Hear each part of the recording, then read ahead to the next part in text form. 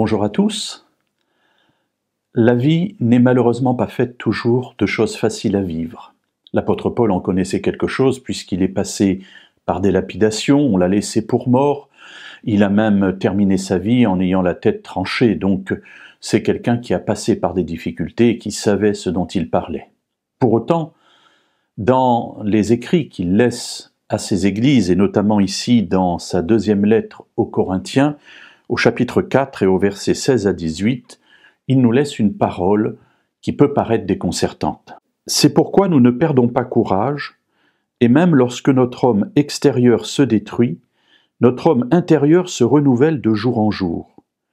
Car un moment de légère affliction produit pour nous, au-delà de toute mesure, un poids éternel de gloire. Aussi nous regardons non point aux choses visibles, mais à celles qui sont invisibles, car les choses visibles sont momentanées et les invisibles sont éternelles. Cet homme qui a passé par tant de difficultés nous invite à avoir un regard différent sur ce par quoi nous passons. Alors, vous me direz, c'est facile de le dire quand tout va bien. Et je vous répondrai, vous avez raison. Mais c'est aussi quand tout va bien que nous avons besoin de forger notre tempérament afin que, lorsque les choses iront mal, nous soyons capables de puiser dans notre trésor les ressources dont nous avons besoin. L'apôtre Paul nous dit que notre être extérieur se détruit. C'est malheureusement ce que nous voyons tous les jours. Il n'est pas besoin de le développer. Mais pendant que cet être extérieur se détruit, notre être intérieur, nous dit-il, se renouvelle de jour en jour.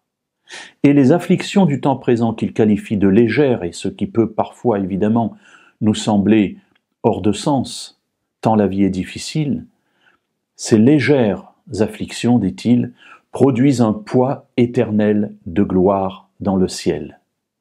Alors il nous invite non pas à regarder aux choses visibles, aux choses du temps présent, qui bien sûr marquent notre vie, forgent notre caractère, parfois nous ébranlent, mais il nous invite à regarder au-delà, aux choses invisibles qui, elles, sont éternelles.